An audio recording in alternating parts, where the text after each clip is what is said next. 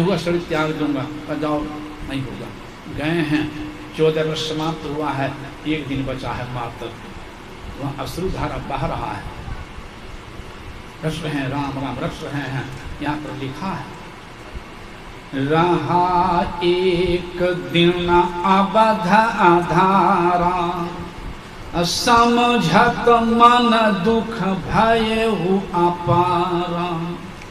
एक कारण कवन नाथ नहीं आयो, अकपटी जानि प्रभु मोहि बिसरायो। अह धन्य लक्ष्मण बर भागी, राम पदार बिंदु अनुरागी। एक कपटी कुटिल मोहि प्रभु चिन्हा, अताते नाथ साथ नहीं लिन्हा। ज्यों करनी समझब प्रभु मोरी, तो नहीं निस्तार कल्प सतकोरी। एक ही भरोसा है कि जन आप गुण प्रभु माननु काऊ। दीन बंधु अति मृदुल स्वभाव,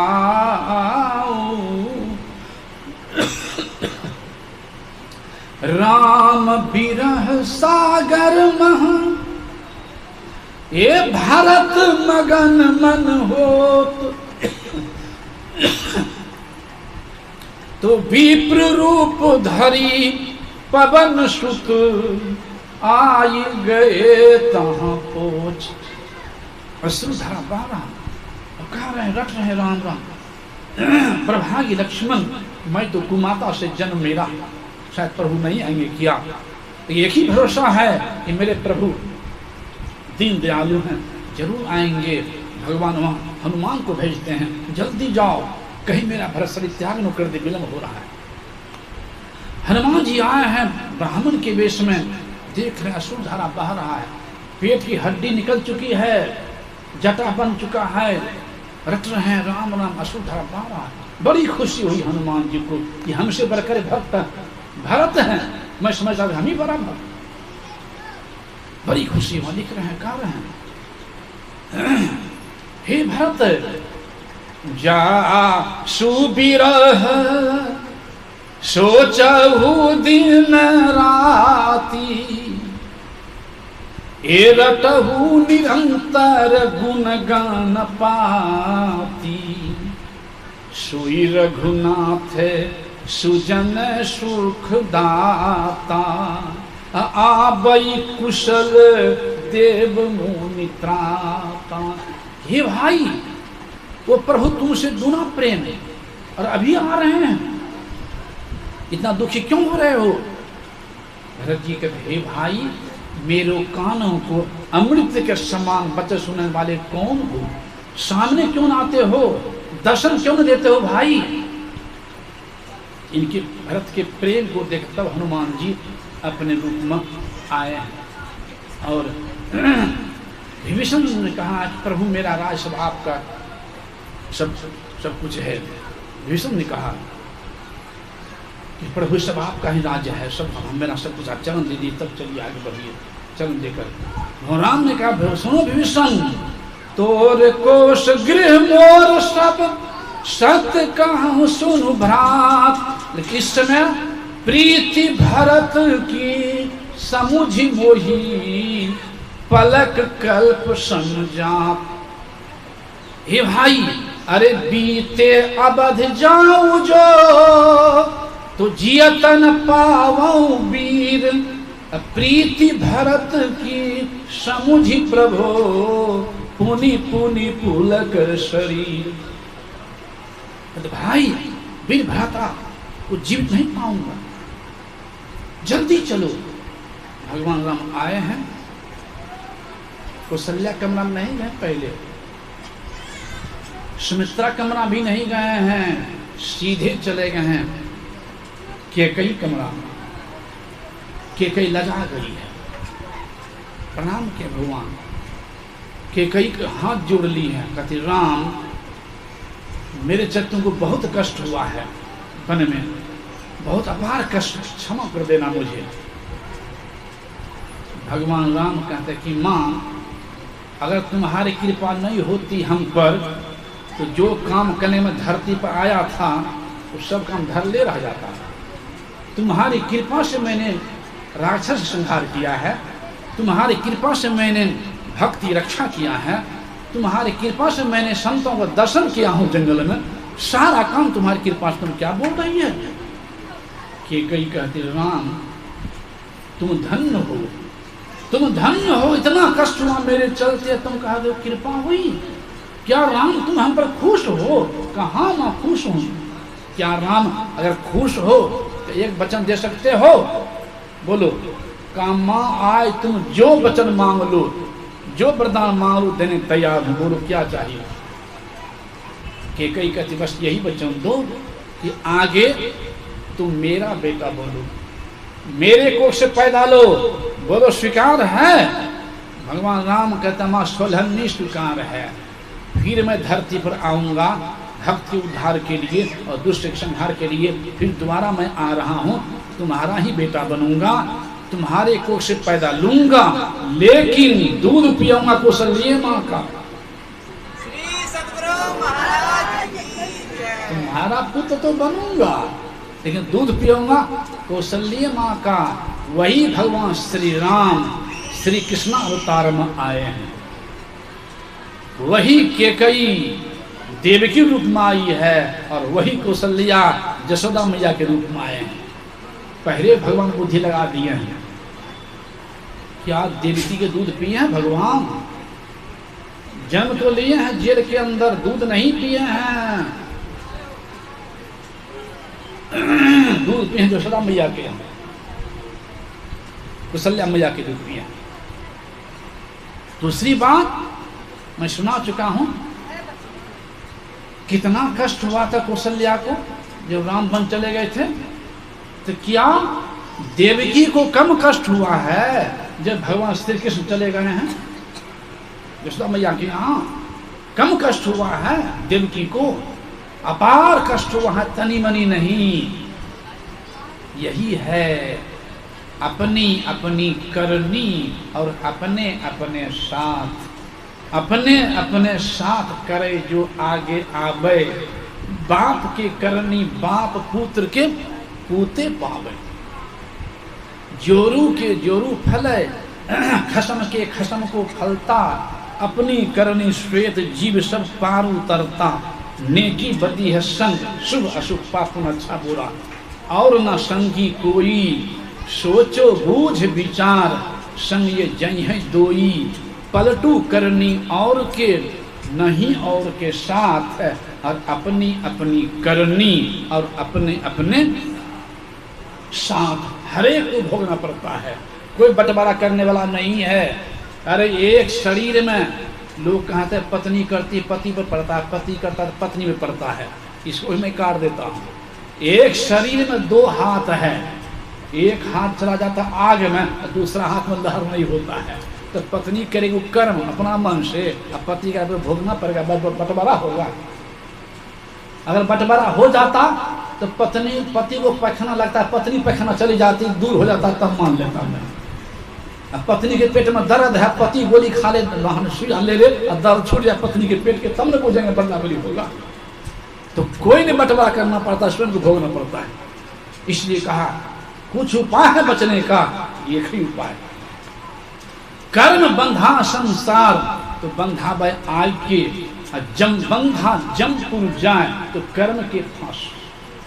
कोई नहीं सके छुड़ाए, रस्सा मोट है, कुछ ना कोई है छुड़ाने वाला।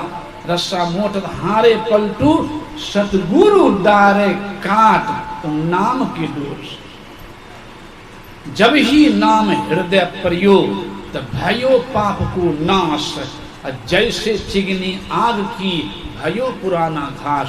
पुराना घास जमा, एक काठी बार दीजिए, जल करके भस्म, जल करके भस्म। इसलिए गुरु की महिमा अपार है, कहने से बाहर है। हाथी पाँव मोटा होता है, और हाथी के पद चिन्ह के सभी जीवों का पद चिन्ह समा जाता है। सदगुरु सुना चुका हूं। गुरु साधारण सदगुरु जो मृत्यु विजय प्राप्त करने वाले होते हैं, जैसे हमारे गुरुदेव शरीर त्याग भी दिए थे 85 में, शरीर में आ भी गए थे। कहानी लंबा है, उधर सुने होंगे आप लोग, घर में जा रहा हूँ समेट रहा हूँ बिल्कुल। तो ऐसे गुरु के लिए कहा, रवि पंचक जाके नहीं ताही चतुर्थी ना है, अत्ते ही सप्तक घेरे रहे कबो तीर्थी आना है। रवि पंचक रवि के 5वां दिन को बृहस्पति कहता है, बृहस्पति को गुरुवार भी कहता है। रवि पंचक जाके नहीं, जिनको सच्चे गुरु नहीं मिले हैं, ताही चतुर्थी ना है, उसके चतुर्थी नहीं आएगा। चतुर्थी का रवि के चौथा दिन को, चौथा दिन होता है बुधवार, जोड़ लीजिए, रवि सोम मंगल बुध, उसको प्रभु की भक्ति करने की सुबुद्धि नहीं होगी, माया की भक्ति में लटक के भटकते रह जाएगा। ताही चतुर्थी ना, अत्ते ही सप्तक घेरे रहे, उस गुरुहीन को सप्तक घेरे रहेगा। सप्तक कहते रवि के 7वां दिन को, 7वां दिन हो शनिवार, जोड़ लीजिए, रवि सोम मंगल बुध बृहस्पति शुक्र शनि, उस शनिचर ग्रह घेरे रहेगा।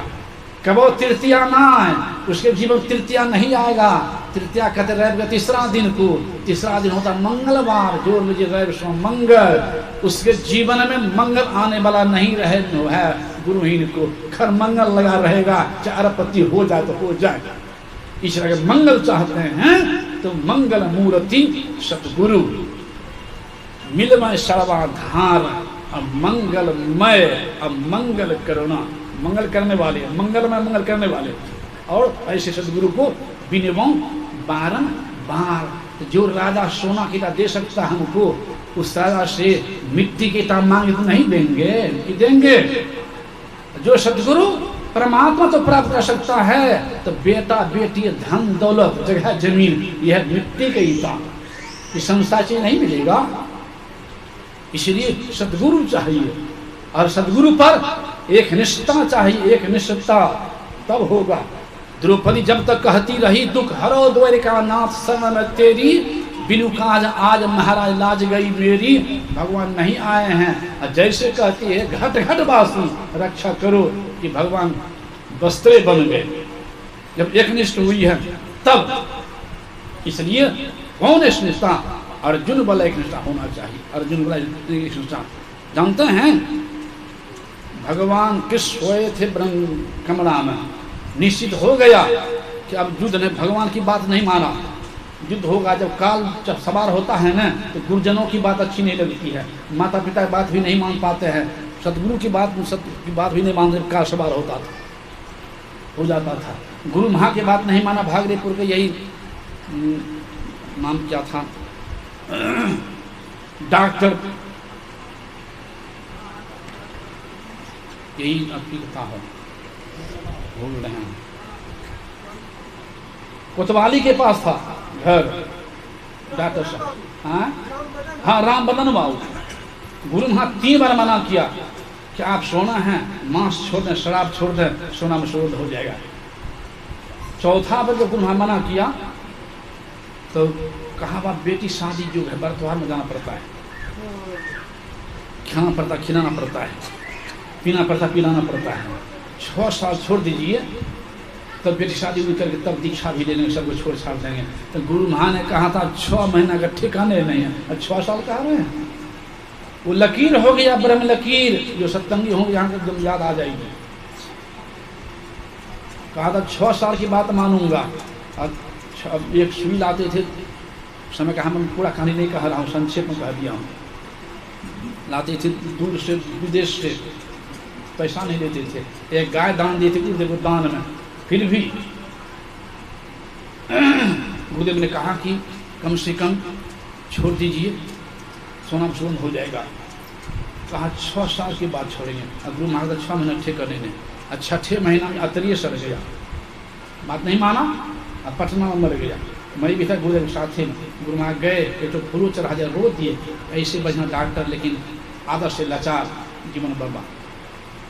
तो जो काल सवार होता है ना, तो संत की बात भी अच्छी नहीं लगती है लोगों को, नहीं रोक पाते, क्यों काल सवार है, काल उधर जाने नहीं दे रहा, संत ज्ञान की ओर वह एक निष्ठा नहीं हो पाई।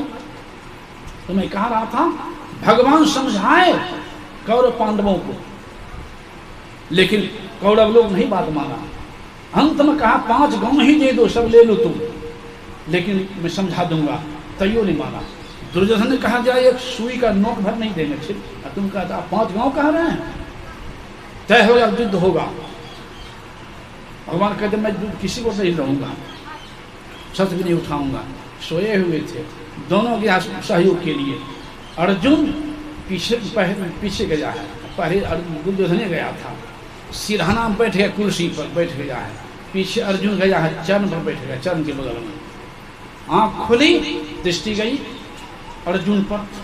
भगवान कृष्ण कहते कहो अर्जुन किधर आए हो? दुर्योधन कहता वहीं से, पहले हम आए हैं, हम मांगेंगे पहले। भगवान कहते ठीक है तुम पहले आए हो, पहले मैं देखा हूँ अर्जुन को, अर्जुन तुमसे छोटा भी है, इससे पहले अधिकार देता हूँ मांगने का अर्जुन को। बोलो अर्जुन क्या लेगा? मैं शस्त्र नहीं उठाऊंगा, युद्ध नहीं करूंगा, एक तरफ मैं रहूंगा केवल खलहत्था, एक तो सारी नारायणी सेना जिसको दुनिया में को जीतने वाला नहीं। बोलो क्या लेगा? दुर्योधन डर गया, सब सेना मांग लिया, ये खलहत्ता को क्या करेंगे? लेकिन एक निष्ठा देखिए अर्जुन की। अर्जुन कहता प्रभु मुझे केवल आप चाहिए और कुछ नहीं, केवल आप नहीं तक रहे। दुर्योधन उछल गया, बड़ा बढ़िया हुआ, आप उन्हीं के तक रहे, हम सब लेकर चला गए। भगवान कृष्ण कहते हैं अरे अर्जुन तुमको मैंने समझा दिया, कह दिया हूँ कि मैं युद्ध नहीं करूँगा, शस्त्र तक नहीं उठाऊंगा, मुझे खलहत्था क्यों मांग लिया? सब लेके चला गया दुर्योधन। अर्जुन क्या कहता प्रभु बस मैं इतना ही जानता हूँ कि मेरे जीवन का बागडोर आपके चरणों में है, आगे क्या होगा, आगे क्या होगा मैं नहीं जानता हूँ, आगे क्या मैं नहीं जानता, बस इतना ही जानता मेरे जीवन का बागडोर आपके चरणों में। ये है एक निष्ठा। तो मने है ना, सब दिन मन एक रंग रहता है, कभी खुशी भी कभी दुखी भी। एक दिन अर्जुन बैठा था थोड़ा मनहूस, भगवान आगे उधर से मनहूस देख कर अरे अर्जुन तुमको मौका दिया और मौका खो दिया, अभी दुखी बैठता है मनहूस होकर के, मौका दिया था तुमको, सब लेके चला गया।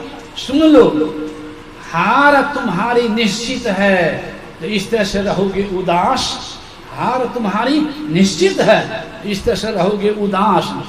दुर्योधन माखन ले गया, छाछ तुम्हारे पास, इसलिए दुखी हो। अर्जुन के हिम्मत देखिए, अर्जुन का था प्रभु जीत हमारी निश्चित है, यह दास कभी नहीं हो सकता है उदास। दुर्योधन माखन ले गया लेकिन माखन चोर है मेरे साथ। दुर्योधन माखन ले गया लेकिन माखन चोर है मेरे साथ, यह एक निष्ठा। इसलिए ज्ञान ही मिल सकता है, सारा ज्ञान सारा ऐसे सदगुरु। इसलिए गुरु को सिर पर राखिए, उनके ज्ञान को गुरु को सिर पर राखिए। उनकी आज्ञा क्या है? पंच पाप से बच के रहो, माता पिता सेवा करो, सास ससुर की सेवा करो और पवित्र भोजन करो। गुरु को सिर पर राखिए, चलिए अज्ञान कह कबीर दास को, 3 लोग भय ना एक लोग कौन कहे, जाके सिर पर हाथ गुरु के, बाल न बाका होई, जो जग बैर करे बहु तेरा, तासो हानि ना होई। इसलिए गुरु गुण अमित, अमित को जाना और संक्षेप में सब कहत बखाना। तो इस सत्संग में लाभ बहुत है, त्रुट मिलावे गुरु से। तो ये सत्संग को कहा गया ज्ञान जग। भगवान कृष्ण ने कहा ये ज्ञान जग है, ज्ञान जग से बढ़ के पवित्र करने वाला दूसरा कुछ नहीं। जग में हवन कुंड भी होता है, हवन कुंड में धूप लकड़ी देते हैं, ज्वा घी देते हैं, हवन कुंड में ज्वा घी धूप लकड़ी देते हैं, उससे धुआं उठता है, सूक्ष्म कीटाणु का नाश होता है, स्वास्थ्य लाभ होता है, बेकार नहीं है।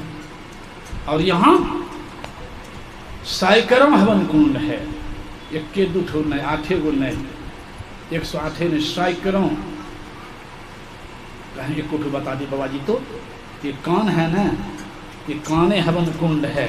एक व्यक्ति पर 2 कान है ना हो, और जहां आवाज जा रही है कान में, वहां तक हवन कुंड में धूप लकड़ी जा रही है। वो धूप लकड़ी क्या है? वेद, उपनिषद, गीता, रामायण, कबीर, नानक, दादू, पलटू, सूर, तुलसी, सदगुरु महर्षि में ही संतों भगवंतों का जो ज्ञान है, उनकी वाणी जो है वही है धूप लकड़ी।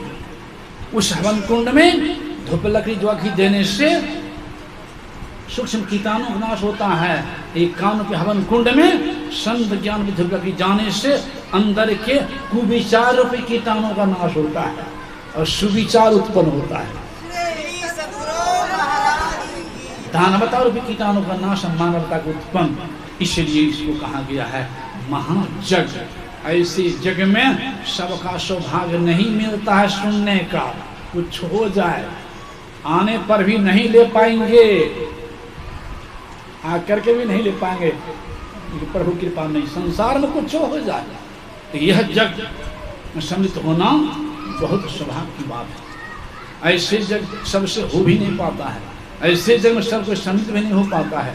जिन पर ईश्वर कृपा होती है उन्हीं के द्वारा होता है, और जिन पर विशेष कृपा होती है तो वही इस जग में सम्मिलित हो पाते हैं, ले पाते हैं।